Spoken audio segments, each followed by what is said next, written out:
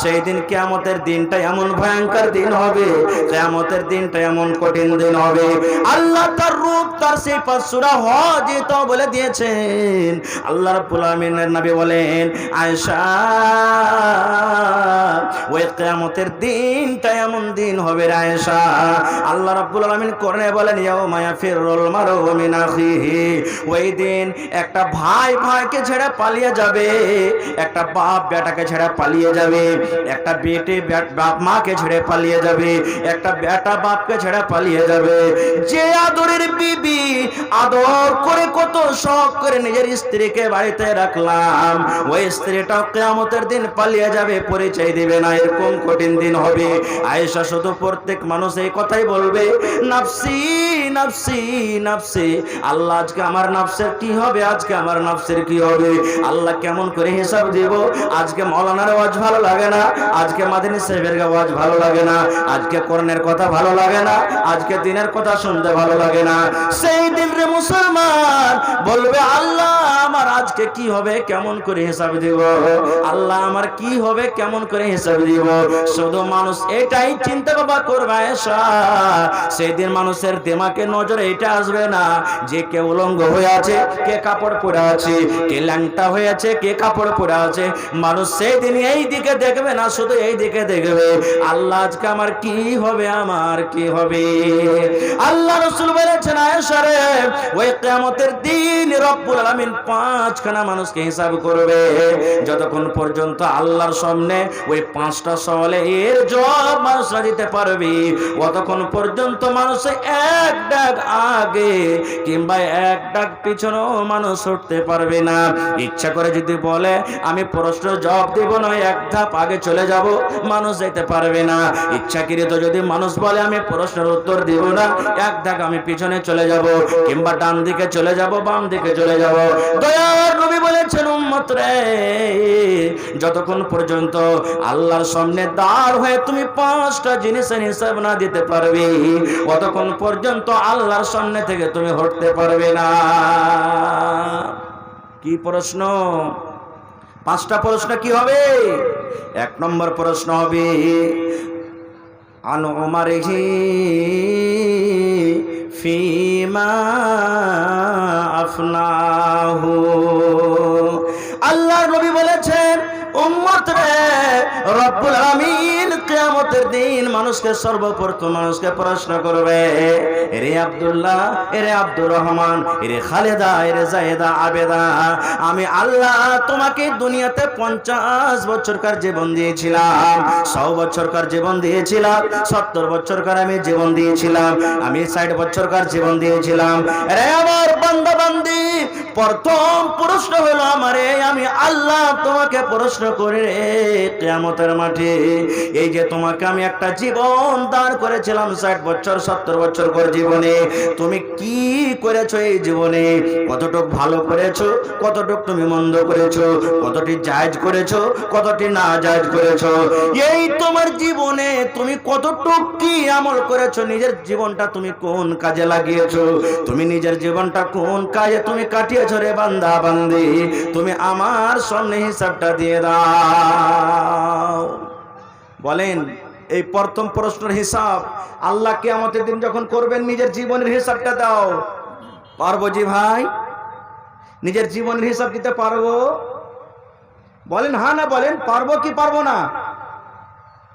আল্লাহ রাব্বুল আলামিনের সামনে কিয়ামতের দিন আমাদের 60 70 80 বছরকার জীবনের হিসাব দিতে পারবো? পারবো? পারবো না। তাহলে আজকে কয় তারিখ হলো? 29 তারিখ, নভেম্বর মাসের 29 তারিখ। বন্ধুরে আমার, গোটা জীবন তো দূরের কথা, আজকে যদি আপনি আমাকে বলেন, আমি যদি আপনাকে বলি না না হে এই 2022 সালের 29 নভেম্বর হয়ে গেল, আজকে 1 তারিখ থেকে নিয়ে আজকে 29 তারিখের মধ্যে কি করেছেন, কোথায় খেয়েছেন, কতটুক নেকি করলেন, কতটুক গুনাহ করলেন, কাকে মারলেন, কাকে গালি দিলেন, কত তেলাওয়াত করলেন, কত নামাজ ছাড়লেন, কত পড়লেন, এই মাত্র 29 দিনকার হিসাব দিয়ে দাও। মনে হয় বন্ধুরে এই 29 দিনের আমরা হিসাব দিতে পারবো না, পারবো না, পারবো না। যদি 29 দিনের হিসাব দিতে যদি আমরা না পড়ে ফেল করে যাই, তাহলে বলেন 60-70 বছরকার জীবনের হিসাবটা আল্লাহর সামনে কেমন করে দেব? 1 নম্বর ফেল হয়ে গেলাম, জীবনের হিসাব দিতে, বলেন জীবনের হিসাব দিতে পারবো না, ফেল হয়ে গেলাম। 2 নম্বরে আল্লাহ রাব্বুল আলামিন জিজ্ঞাসা করবেন, বান্দারে জীবনের হিসাব আমি বাদ দিয়ে দিলাম রে বান্দা, তুমি যদি নিজের জীবনের হিসাবটা দিতে না পারো, তাহলে বান্দারে আমি আল্লাহ রাব্বুল আলামিন জীবনের মধ্যে তোমাকে একটা যৌবন কাল দিয়েছিলাম, তোমাকে আমি একটা জওয়ানি কাল দিয়েছিলাম, তোমাকে একটা জওয়ানি বয়স দিয়েছিলাম। এই জওয়ানি কাল 15 বছর থেকে নিয়ে মোটামুটি 50 বছরকার মধ্যখানে যে তোমাকে আমি সময় দিয়েছিলাম, এই সময়টা তুমি কোন কাজে লাগিয়েছো, এই সময়টা তুমি কোন জায়গাতে তুমি লাগিয়েছো রে বান্দা? এই সময়ের মধ্যে তুমি কোন আমল করেছো, এই জওয়ানি বয়সের হিসাবটা তুমি দিয়ে দাও। পারবো? জওয়ানি বয়সের হিসাব দিতে পারবো? পারবো কেমন করে? দেখেন এখনো জওয়ানি ভাইরা আমার জালসাতে এসে জিলাপির দোকানে দোকানে ঘুরে বেড়াইছে, আছে না নেই? মদ খোর, ওরা মদের আড্ডাতে ঘুরছে, সারা জীবন তাস খেলছে, জেনাতে লিপ্ত। এখানে তো আমরা শেষ হয়ে গেলাম। তাহলে 5টার মধ্যে 2টাতে ফেল করলাম না পাস করলাম? জোরে বলেন, ফেল। 3 নম্বরে আল্লাহ রাব্বুল আলামিন প্রশ্ন করবেন, বান্দারে তুমি 10 বিঘা জমির মালিক ছিলে রে বান্দা, তুমি 50 বিঘা জমির মালিক ছিলে, তুমি যে 10 তলা বাড়ি করেছো, 5 তলা বাড়ি করেছো রে বান্দা, তোমার 60 বিঘা জমিন হয়েছিল রে বান্দা। এই 60 বিঘা 50 বিঘা জমিন তুমি যে খরিদ করেছো, এই 5 তলা তুমি যে বাড়ি করেছিলে রে বান্দা, এই টাকাটা তুমি কেমন করে আমদানি করেছো, এই টাকাটা তুমি কেমন করে জড়ো করেছো? তুমি চুরি করে নিয়ে এসেছো যে হালাল টাকা তুমি বাড়ি তৈরি করেছো? কেমন ভাবে খেটে খুঁটে তুমি টাকা জড়ো করেছিলে রে বান্দা? এই আমাকে হিসাব দিয়ে দাও যে তুমি 10 বিঘা 15 বিঘা জমির মালিক ছিলে, তোমার বাড়িতে স্কর্পিও ছিল, তোমার বাড়িতে ট্রাক্টর ছিল, তোমার বাড়িতে বাইক ছিল, তোমার বাড়িতে আরো কত টাকা জেওয়ার গহনা গাঁটে ছিল রে বান্দা। তুমি এই হিসাবটা দিয়ে দাও, এই মালটা তুমি কিভাবে জোগাড় করেছিলে, জমা করেছিলে?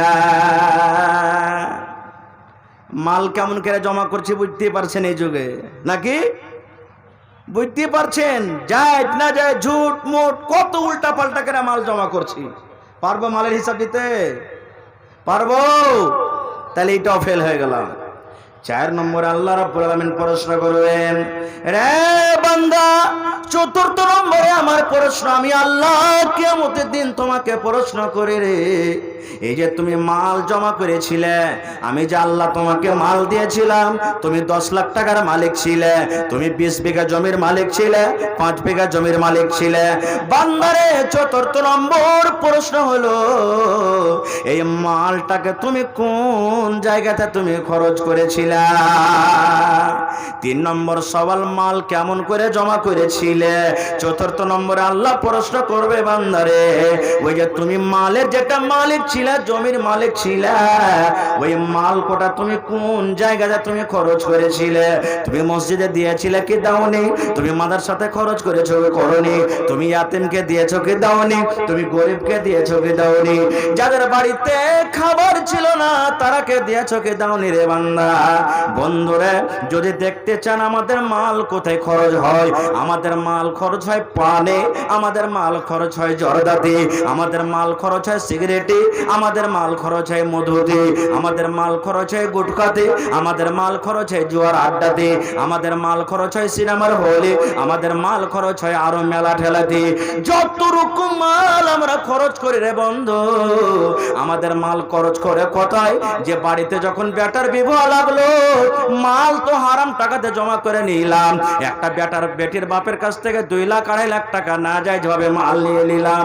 ওই মালটা বাড়িতে নিয়ে আসার পর আমরা হালাল হারাম না বুঝে 8 খান 10 খান 15 খান পর্যন্ত বোলেরো স্করপিও নিয়ে অপরের বাড়িতে বরযাত্রী চলে গেলাম, বাড়িতে ডিজে নিয়ে আসলাম, গান করলাম, ডান্স করলাম, বাড়িতে আবির মাখলাম। এই করে করে মুসলমান আমাদের মাল শেষ হয়ে গেল। আজকে যদি আপনি বলে মাওলানা, আপনাকে যদি বলে ভাই হে এই মাদ্রাসার জন্য 10,000 টাকা দেন, মাদ্রাসার জন্য 5,000 টাকা দেন, মাদ্রাসার জন্য 2,000 দেন, মাদ্রাসার জন্য 100 টাকা দেন, চিন্তা বাবা করব, এক কদম আগে যাব, এক কদম পিছে যাব, আল্লাহ দিব কি দিব না, দিব কি দিব না। 5,000 যদি দিয়ে দিই চলে যাবে, 100 টাকা দিয়ে দিয়ে চলে যাবে, এই আগা পিছা করব। কিন্তু এখনই বেটার বিবাহ লেগে যায়। বেটা যদি বলে আব্বাজি 5,000 টাকা দেন, বাড়িতে ডিজে নিয়ে আসতে হবে, আব্বাজি 2,000 টাকা দেন, মেলা ঘুরতে যাব, আব্বাজি এইবারে বাড়িতে বিবাহ লেগেছে, দুখন বোলেরোতে কাজ হবে না, আব্বা আমার বিবাহতে 15 খান স্করপিও বোলেরো নিয়ে যাব, এক এক বোলেরোর ভাড়া 2,000 3,000 করে লাগবে। এই সমস্ত না যায় জিনিস আমরা টাকা শেষ করব, কিন্তু যায় জিনিস আমরা টাকা শেষ করতে পারবো না। তাহলে 4 নম্বর হিসাব আমরা ফেল করলাম না পাস হলাম? জোরে বলেন, ফেল হয়ে গেলাম। এবার রব্বুল আলামিন 5 নম্বর প্রশ্ন করবে, আমাদের মতো মৌলভী সাহেব কি, আমাদের মতো আলিম কি? তাহলে বলবেন আপনারা কে আল্লাহ ছাড়বে, জিন্না আপনারা কেউ ছাড়বে না। আপনারা যেটা কথা মানলেন, যেটা কথা শুনলেন, সেটার আলিম হয়ে গেলেন। আরে আলিম তো হলো জাননেওয়ালা। একটা সূরা জানেন আপনি, একটা সূরার হলেন আলিম, মানে জাননেওয়ালা। একটা আপনি নমাজের দোয়া জানেন, নমাজের না পড়েন, নমাজের কতখানি নেকি কতখানি লাভ, না পড়লে কতখানি ক্ষতি আছে আপনি জেনে নিলেন নমাজ সম্পর্কে। রোজার করে রাখলে কি হবে, না রাখলে কি হবে, রোজার ব্যাপারে আপনি জানলেন, আপনাকে রোজার আলিম বলা হবে। নমাজের ব্যাপারে জানলেন, নমাজের আলিম বলা হবে। আপনি মাল সম্পর্কে জানলেন, মালের আপনাকে আলিম বলা হবে। তাহলে আপনারাও জাননেওয়ালা হয়ে গেলেন। আল্লাহ রাব্বুল আলামিন প্রত্যেক জাননেওয়ালাকে আল্লাহ কিয়ামতের দিন ছাড়বে না। আল্লাহ সমস্ত আলিম জাননেওয়ালাকে আল্লাহ ডাকবেন, আর পরে আল্লাহ হিসাব করবে, বান্দারে তুমি যতটুক তুমি শিখেছিলে রে বান্দা, এই শিখার হিসাবটা দিয়ে দাও, এই ইলমের হিসাবটা দিয়ে দাও। এই ইলম তুমি যতটুকু অর্জন করেছো, শিক্ষা করেছো রে বান্দা, এই ইলমের উপরে তুমি কতটুকু আমল করেছো। তাহলে এটার হিসাব দিতে পারবো? পারবো যে ভাই? পারবো না, তাহলে এটা তো ফেল। এ ভাই মুসলমান, তাহলে যখন আমরা 5টা প্রশ্নতে যদি আমরা পৃথিবীতে ভুল হয়ে গেল, পৃথিবীতে যদি আমরা হিসাব না দিতে পারি, তাহলে এখন পৃথিবীতে আমরাকে আল্লাহ হায়াত দিয়েছেন, চান্স আছে, আমরা সে আমলগুলোকে ঠিক করতে পারবো। পারবো কি পারবো না? মানে ইনশাআল্লাহ, জোরে পড়ে ইনশাআল্লাহ। তো ভাইরা আমার, বেশি কথা বলবো না, আমার আজকে 2টা পয়েন্টে কথা, একটা আপনাদেরকে কিছু দিব, আপনাদের কাছ থেকে একটা কিছু নিব। ভাই আমার, দেখি আজকে আমার আল্লাহওয়ালা বান্দা কিংবা বান্দি, আজকে দেখবো আপনাদের ইমানের জাজবা এই মাদ্রাসার জন্য, এই কোরআনের জন্য, এই নবীর মাদ্রাসার জন্য আপনাদের মাল কতটুক জায়েজ কামে লাগাইতে পারছেন, আজকে আপনাদের ইমানের জাজবা দেখবো। ভাই আপনি 10 টাকা 1 টাকা দিবেন, তো আপনার 1 টাকা আমি নিয়ে নেব। তার আগে আমার একটা আবদার, দেখি কোন আল্লাহর বান্দা, কোন আল্লাহর বান্দি, কোন মা খালা বোন দাদা দাদি মামু আছেন এমন, এই মাদ্রাসার জন্য আল্লাহ রাব্বুল আলামিন আপনাকে জমিন দিয়েছেন, আল্লাহ জমিনের মালিক আছেন, জমিন আছে, 1 কাঠা 1 ডিসমিল জমিন দিতে পারবেন কেউ মাদ্রাসাতে? জীবনে কিছু যাবে না ভাই, সব পড়ে থাকবে। আল্লাহ রাসূল বলেছেন, যখন মানুষ মরে যায় তার সাথে 3টা জিনিস যায়। কয়টা জিনিস? 3টা। একটা আহলে আয়াল মানে পরিবার, একটা হলো মাল, আর একটা হলো আমল। নবী বলেছেন 2টা কবর থেকে ঘুরে চলে আসে, একটা মাত্র যায়। কে যায় সাথে? আহলে আয়াল, আত্মীয় স্বজন, আপনাকে দফন কফন করবে, মাটি দিবে, বাড়ি ঘুরে চলে আসবে। মাল, যে খাটখানটাতে আপনাকে নিয়ে যাবে, যে কাঁথা গদলাতে আপনাকে নিয়ে যাবে, ওই কাঁথাটা কবর পর্যন্ত গেল, ও কবর থেকে চলে এলো। তৃতীয় যেটা আমার আপনার সাথে যাবে, সেটা হলো আমল, বদ হোক কিংবা নেক হোক, ভালো আমল হোক কিংবা মন্দ আমল হোক, সে আমলটা সাথে যাবে, তাছাড়া কিছু যাবে না। তা আজকে সে আখিরাতের আমল বানান, আজকে ওই আখিরাতের কিয়ামতের তাইয়ারি করেন, সেই কিয়ামতে যেন আল্লাহ তাবারক ওয়া তাআলা আমাদেরকে বিনা হিসাব কিতাবে জান্নাতে দিয়ে দেন, এরকম কিছু আমাদেরকে পৃথিবী থেকে যেতে হবে। ভাই আমার, তাই দেখি কোন আল্লাহর বান্দা আছেন 1 ডিসমিল 1 কাঠা জমিন দিতে পারবেন? মাদ্রাসার আশেপাশে না আছে, মাঠে ময়দানে কোনো জায়গাতে আছে, আপনি বিক্রি করে যা টাকা হবে টাকা দিয়ে দিবেন। আপনার বাপ মা দাদু দাদে নানি সব কবরে ইন্তজার করছে। একজন সাহাবী বলছেন, নবীজি মা মরে গেছে, মা হয়তো থাকলে কত খিদমত করতাম, কাপড় দিতাম, কত কি করতাম, মা নাই তার জন্য ওকে কিছু করতে পারবো না। রাসূল বললেন, পাবে, তোমার মা মরে গেছে, কবরে চলে গেছে, মায়ের নামে তুমি দান করো, কল দিয়ে দাও, মসজিদ দিয়ে দাও, মাদ্রাসা দিয়ে দাও, টিউবওয়েল করে দাও, কুয়া দিয়ে দাও, দান করো, কাপড় দিয়ে দাও, মার নামে দান করো, আল্লাহ রাব্বুল আলামিন অনলাইন তোমার মায়ের কবরে পৌঁছে দিবে। তো কত ভাইয়ের মা বাপ দাদা দাদি নানি কবরে চলে গেছেন, দেখি কোন আল্লাহর বান্দা আছেন একটা কলম 20,000 টাকা দিতে পারবেন? কোন আল্লাহর বান্দা আছেন একটা কলম 10,000 টাকা দিতে পারবেন?